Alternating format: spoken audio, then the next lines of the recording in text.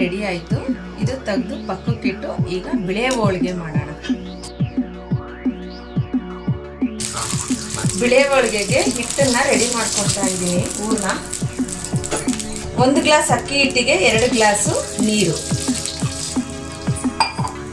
ಸ್ವಲ್ಪ ಉಪ್ಪನ್ನು ಹಾಕಿ ಬಿಸಿ ಮಾಡ್ಕೋಬೇಕು. ಉಪ್ಪು ನೀರು ಚೆನ್ನಾಗಿ ಕುದಿಬೇಕು. ಸ್ಟವ್ ಈಗ ನೀರು ಕುದಿ ಬಂದಾಗ ಸ್ಟವ್ ಸಿಮ್ಮಿಗೆ ಇಟ್ಬಿಟ್ಟು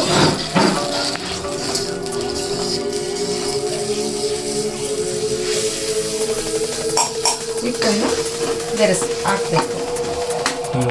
ಹಿಟ್ಟನ್ನು ಚೆನ್ನಾಗಿ ಕಲಿಸ್ಕೋಬೇಕು.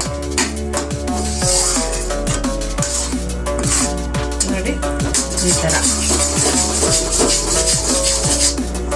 ನಾನು ಕಬ್ಬಿಣದ ಕಡಾಯಲ್ಲಿ ಏನಕ್ಕೆ ಮಾಡ್ತೀನಿ ಅಂದರೆ ಆರೋಗ್ಯಕ್ಕೆ ತುಂಬ ಒಳ್ಳೆಯದು. ನಾನ್ ಸ್ಟಿಕ್ಕು ಅದೆಲ್ಲದಕ್ಕಿಂತ ಇದು ಕಬ್ಬಿಣ ತುಂಬ ಒಳ್ಳೆಯದು ಅಂತ ಹೇಳಿ ನಮ್ಮ ಮನೆಯಲ್ಲಿ ಆಲ್ಮೋಸ್ಟ್ ಅಲ್ಲೆಲ್ಲ ಅಡುಗೆಗಳಿಗೂ ಕೂಡ ನಾವು ಕಬ್ಬಿಣದ ಕಡಾಯಿನೇ ಬಳಸ್ತೀವಿ.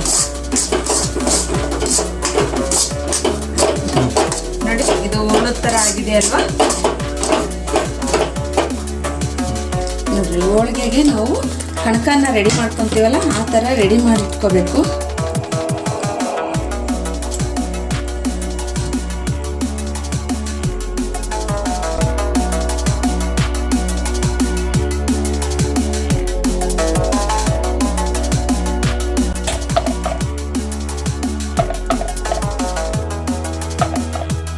ಈ ಥರ ನೋಡಿ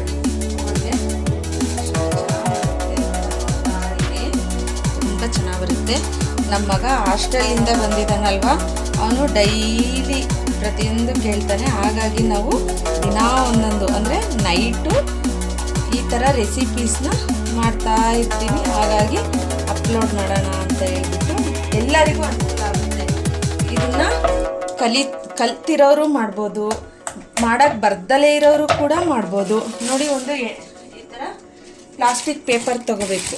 ಪ್ಲಾಸ್ಟಿಕ್ ಪೇಪರ್ ತೊಗೊಂಡು ಒಂಚೂರು ಎಣ್ಣೆ ಹಚ್ಬಿಟ್ಟು ಈ ಥರ ನಾವು ಆ್ಯಸ್ ಇಟ್ ಈಸ್ ಯಾವ ಥರ ನಾವು ಹೋಳ್ಗೆನ ಮಾಡ್ತೀವೋ ಆ ಥರ. ಬಟ್ ಏನು ಗೊತ್ತಾ, ಇದಕ್ಕೆ ಸ್ಟ್ರಕ್ಚರ್ ಎಲ್ಲ ಅಕ್ಕಿ ಹಿಟ್ಟಿನ ಒಂದು ಹದ ಆಗಲಿ, ಮೈದಾ ಹಿಟ್ಟಿಂದು ಕಣಕ ಆಗಲಿ, ಪ್ರತಿಯೊಂದು ಸ್ಟ್ರಕ್ಚರು ತುಂಬ ಚೆನ್ನಾಗಿ ಬಂದಿದ್ದರೆ ಮಾತ್ರ ನಿಮಗೆ ಈ ಬಿಳೆ ಹೋಳಿಗೆ ಅನ್ನೋದು ತುಂಬ ಚೆನ್ನಾಗಿ ಬರುತ್ತೆ. ನೋಡಿ ಎಷ್ಟು ಚೆನ್ನಾಗಿ ಬರುತ್ತೆ ನೋಡಿರಿ. ಈ ಥರ ಹೇಳ್ದಂಗೆಲ್ಲ ಯಾವುದೇ ಕಾರಣಕ್ಕೂ ಇದು ಒಂದು ಸ್ವಲ್ಪ ಕೂಡ ಕಿತ್ಕೊಂಡೋಗಲ್ಲ ಹೋಳಿಗೆ.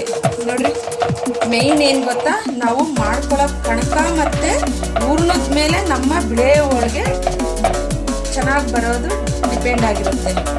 ಬಟ್ ಇದಕ್ಕೆ ನೀವು ವೆಜಿಟೇಬಲ್ಸ್ ಸಾಗು ಆಗಲಿ, ವೆಜ್ ಕುರ್ಮಗಳಾಗಲಿ, ಬಟ್ ಎಣ್ಣೆಗಾಯಿ ಆಗಲಿ, ಇದಕ್ಕೆ ಮೇಯ್ನು ಅಂದರೆ ಇದ್ರ ಕಾಂಬಿನೇಷನ್ನು ಎಣ್ಣೆಗಾಯಿ ಮತ್ತು ಇದಕ್ಕೆ ಅವರೆಕಾಳು ಸಾಂಬಾರು ಅಂತ ಮಾಡ್ತೀವಿ. ಅದನ್ನು ನೆಕ್ಸ್ಟ್ ವಿಡಿಯೋದಲ್ಲಿ ನಾನು ತೋರಿಸೋದಕ್ಕೆ ಇಷ್ಟಪಡ್ತೀನಿ. ತವಾ ಕಾದಿದೆ, ತವಾ ಮೇಲೆ ನಾನು ಪೇಪರ್ ಹಾಕಿದ್ದೀನಿ ಹೋಳಿಗೆದು.